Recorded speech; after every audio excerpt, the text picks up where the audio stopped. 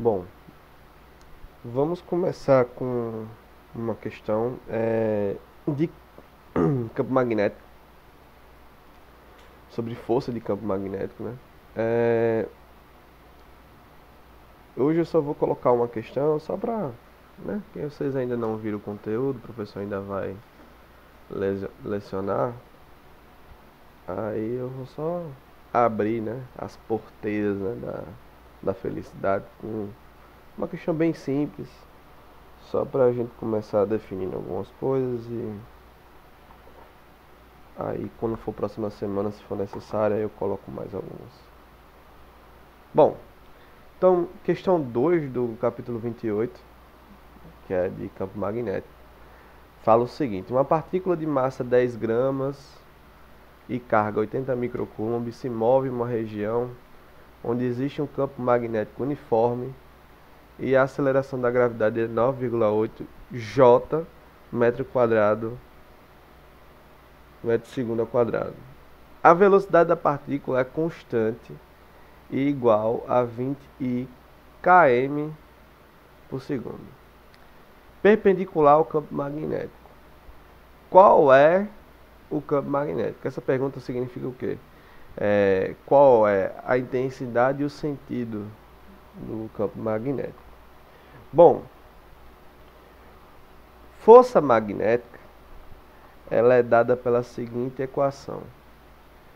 Força magnética é uma força vetorial, ela é igual a Q V produto vetorial B. Se você não souber como se você souber o ângulo em que V faz com B, isso pode ser transformado em QVB, módulo de V, módulo de B, produto com seno do ângulo entre eles. Lembrando um pouquinho de vetorial, né? Então vai ficar QVB seno de θ. Θ sendo um ângulo entre esses dois vetores. Onde B ele vai ser dado em Tesla, que é igual a Newton sobre ampere vezes metro, tá?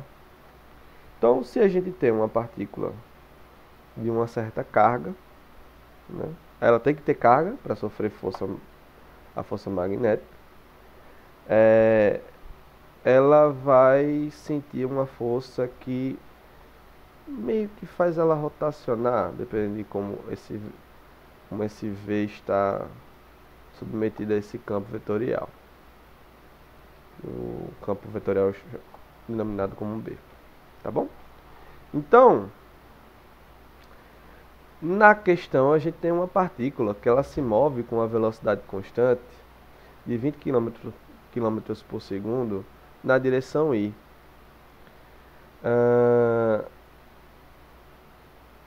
Ela sofre uma força gravitacional na direção J, por causa do G que ele já deu na questão, que está na direção menos J. Tá? Então, pela primeira lei de Newton, como ela se move em velocidade constante, quer dizer que a soma total das forças sobre esse corpo é zero, né? Então, pela primeira lei de Newton, a gente tem que a força gravitacional mais a força magnética, ela é igual a zero, tá? Então, isso só é verdade se a força magnética for oposta à força gravitacional de mesma intensidade.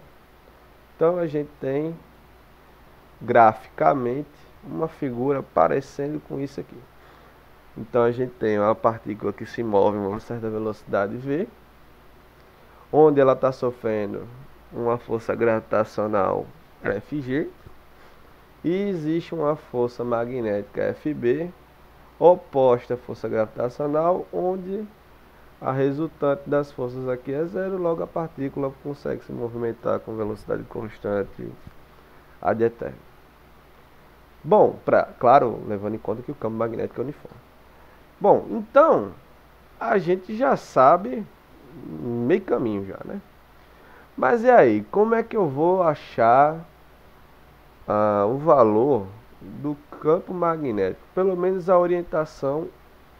O valor a gente consegue obter fazendo a questão lá do produto, já que a gente já sabe que o campo magnético é ortogonal à velocidade, então de qualquer forma a gente já consegue calcular a intensidade do campo já com essa relação aqui.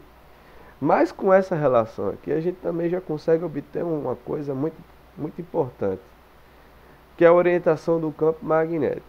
Nota, a força magnética, devido ao exemplo, ela tem que ter direção de J, certo? Então, uma análise básica, usando a regra da mão direita, que eu vou mostrar dois métodos para você utilizar a regra da mão direita.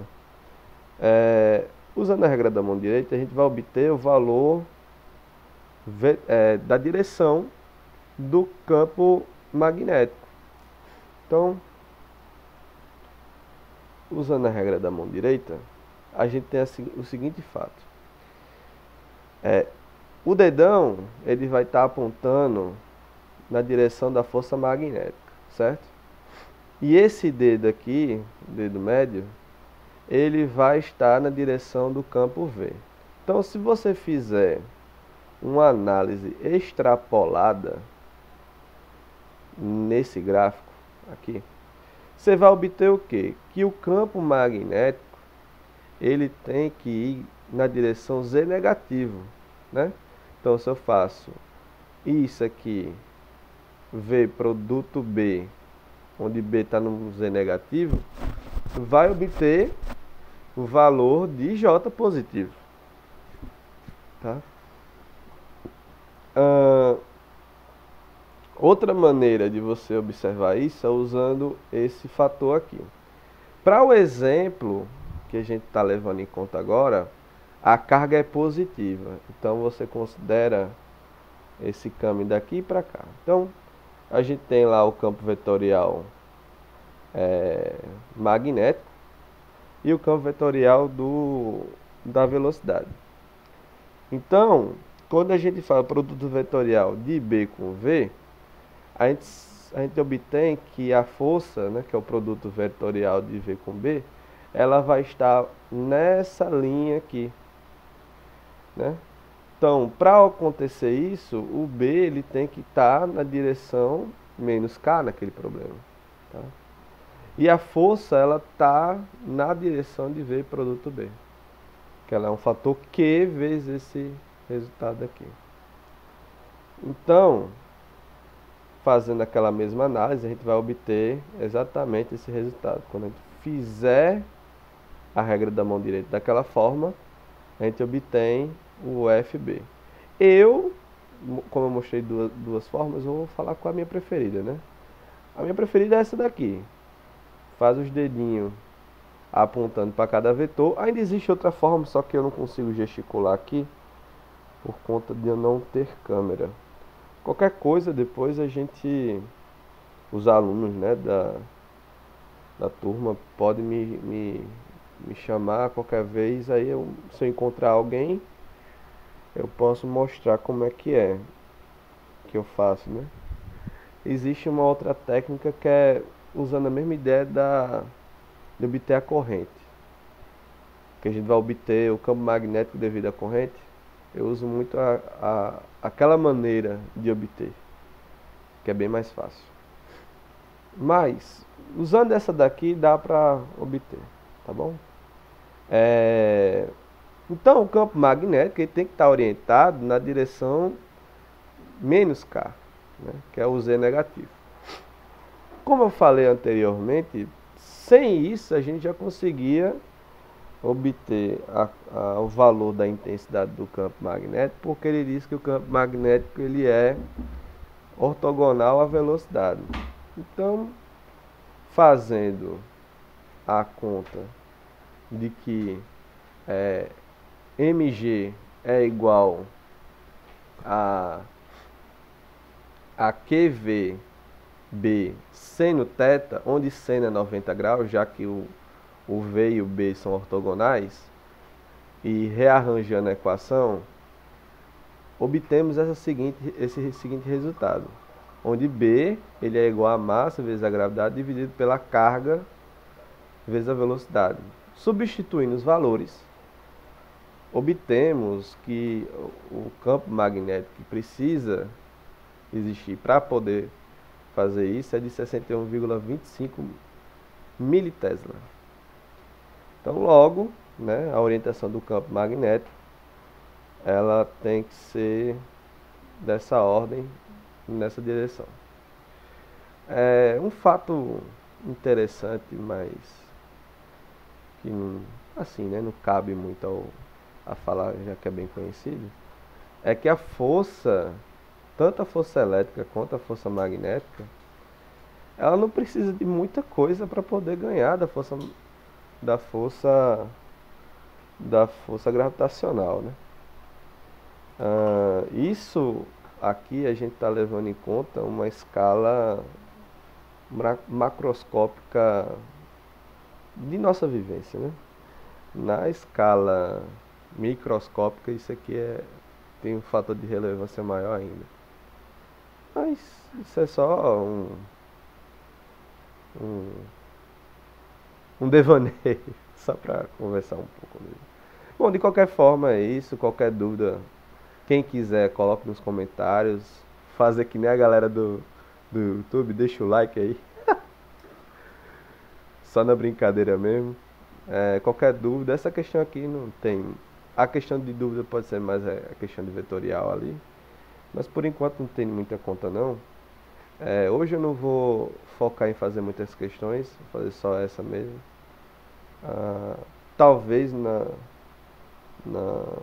segunda-feira eu coloque mais alguma, aí já um pouquinho mais desenvolvida. Essa aqui é uma questão de nível 1. Eu estou esperando o professor dar aula para vocês terem uma ideia do que é. E aí quando tiver já a parte introdutória, vocês podem contar comigo aí que eu ajudo, tá bom? Bom, é isso, valeu, falou.